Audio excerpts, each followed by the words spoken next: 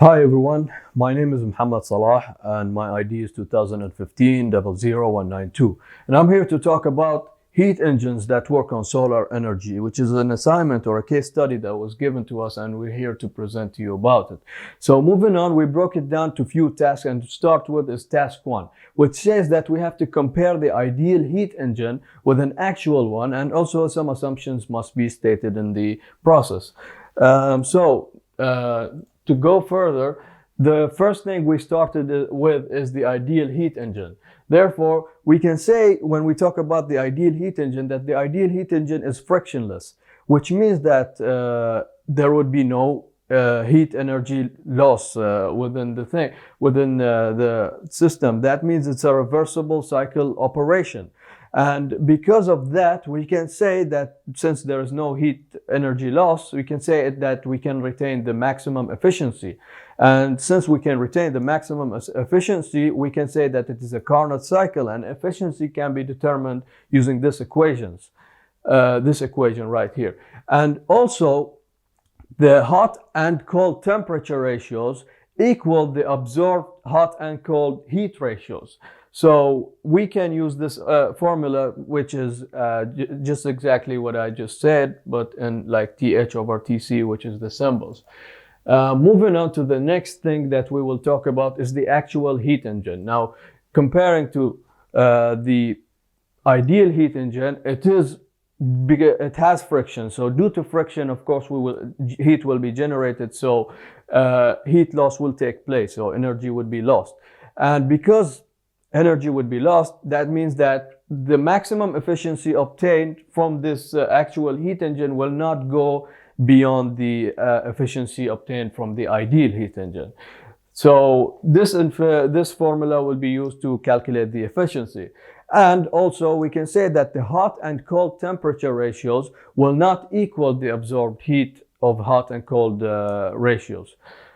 And moving on to the next slide, which is the assumptions, we can say that few assumptions must be stated so that we can calculate the minimum area of the required solar panel that could give enough energy or the wanted energy for the heat engine.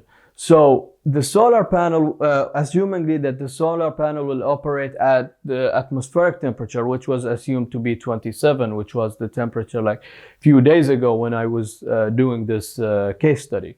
And also we can say that the work output, which is the network output, W net, is constant in both cases, which equals to 1 kilowatt.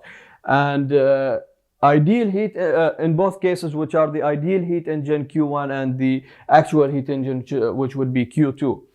And also in the actual heat engine, we can say that the average efficiency, which was obtained from the site that was referenced here, is 15%. So it is the average efficiency of solar panels. So this is the efficiency determined for the actual heat engine, which we found like plenty of efficiencies online. So we found the average of them, and this is the efficiency of the actual heat engine. Okay, so this is the data provided by this website right here, and you can see it in the references. And moving on to the next slide, which is the calculations, we should estimate the area of the plate, the solar panel plate. So starting out again with the ideal heat engine. As we said, it is a Carnot cycle, so efficiency was determined using this formula, and also all the temperatures were converted from Celsius to Kelvin, and we obtained the temperature of hot and cold, so the efficiency turned out to be 18.02. And we should also determine Q1, which is the heat extracted. So it is determined using this formula, and we found that Q1 equals 5.55 kilowatts. So the minimum area required for the ideal heat engine is 10 meters square.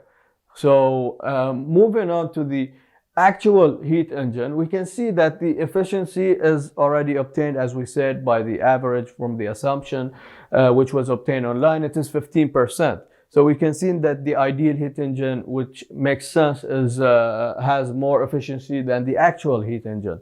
because it's ideal and it's frictionless.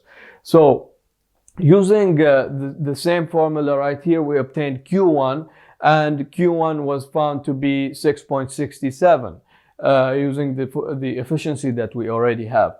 So after getting Q1, we can just substitute it in the equation right here. Already there's something I didn't mention, which is that we have this given data, which is 1,950 kilojoules per meter over meter squares per meter squares hour, and we should convert it to kilowatt over meter square. So this conversion was done right here. So it turns out to be in both cases, which is the ideal heat engine and the actual heat engine. This conversion was done, so it is 0.55. So to determine the area, we will divide the Q1 over the 0.55 kilowatt per meter square, and the area obtained here is 12.13 meters square. So we can see that the minimum required area for the solar panel in the actual heat engine is more than the ideal heat engine. And to me, in reference to that, that makes sense. And also the size of the solar panel to the given power that we need for the power plant is making sense as well. It's not very big, not very huge, and it's not very small. It is something we can find. Moving on to task 3, which says that which type of plate would you recommend and why? So we can see that I've written that 3 types of solar panel plates that I have listed here, which are the 3 main types available. And we see that the first one is the monocrystalline, and the second one is the polycrystalline solar panel, and the third one is the thin film solar panel. So moving on to the first one, which is highlighted in red, and also there's a tick around here which says that I would recommend this type of panel. And the reason for that and why I would say that is we would go through them all and I would compare. So the first thing is that it has the highest efficiency of them all. It has efficiencies between 15 to 20%. And that is because it's made from high-grade silicon. And because of that, some companies overgo to 22%, in monocrystalline silicon, solar panels. So they're very efficient. This is a big advantage for us. And also they are space efficient. And also they tend to be more efficient in hot conditions. So in hot conditions like we have in Bahrain, to our given geographical location, it's very ideal and it tends to be more efficient. So that's one of the big reasons why I would go for that. And because that they're very efficient and made from high-grade silicon, companies tend to give warranties like over 20 and 25 years, and that is because they're very durable. And the main disadvantage that I have found was the only disadvantage because it's very expensive, and that's reasonable because the manufacturing of it is not, it takes like high quality types of materials. Moving to the polycrystalline solar panel, we can see that one of the advantages is that it costs less than monocrystalline solar panel, because the process that's is used to make this type of solar panel is much more easier or simpler for manufacturers to use to make polycrystalline solar panels. So that makes the cost relatively cheaper.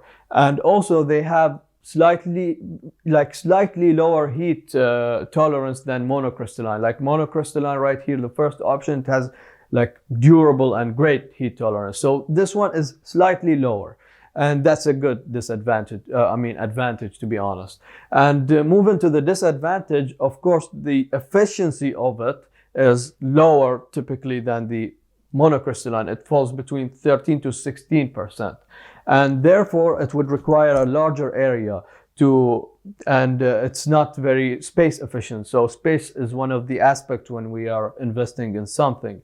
So that makes sense as well, because the more efficiency, that means, like, if we're talking about efficiency, that means 16% of the sunlight that is hitting this solar panel is converted to electricity. Therefore, to like get 100 watts, we would like need a larger area to get the amount of watts and voltage to make our project. Moving to the third type of plate, which is the thin film plate. The first advantage I would talk about, it's potentially cheaper than both of these solar panels, and it can withstand high temperatures, and also shading does not have an impact, or let's say less impact than other ones. And shading, if shading falls on monocrystalline solar panels, it would break the circuit. But however, in thin film solar panels, it doesn't even affect it like very much. It affects it though. High temperatures, as we said, doesn't affect it. The main disadvantage is that the efficiency is the lowest. It falls between 7 to 13%, and they are very low space efficient. That means it's mainly used in harvesting solar energy, so it would require large areas of these types of thin film, as we can see in the picture, to make a good use out of them. And they tend to degrade very faster, and companies don't tend to give like an extended warranty for these types of panel. So yeah, these are the disadvantages. So that's why we didn't go for this type of panel. And the task 4 is talking about, in our choice or in my choice, why would I recommend this monocrystalline using solar panel generally to our geographical location in Bahrain. So the first thing I could say is, of course, yes, I do recommend using solar energy, and I've been always a fan of that. And also it is very appropriate given to our geographical location, is because Bahrain has some of the highest solar radiation like in the world. It's one of the highest according to this website. And also the Gulf Research Center estimates that the Kingdom of Bahrain can generate around 33 terawatt hour per year from only solar panels. And also the third aspect is because air reduction and pollution. Of course, we know that Bahrain is ranked that it is the first country amongst the Middle East which is in the polluted air. So this pollution is giving diseases and like types of crisis. It's causing many issues around us because it's a very small area and we have very huge population in a very small area. So mainly we can't give up electricity, which is generated from crude oil and toxic, which generate toxic fumes. So going for solar energy would be very ideal for us in Bahrain, and also very ideal to people who invest in solar energy because of these geographical locations. We're very blessed with the sun almost all around the year. So yes, I do believe in that. And these are the references which were used in the whole project and the whole case study. Everything is stated there. Hopefully I didn't forget anything. And in the end, I would link this video to YouTube because it's very hard to upload it in 100 MB. So I would upload the 100 MB video, and also I will upload another video on YouTube. So make sure to watch it from YouTube. And thank you for listening, and goodbye.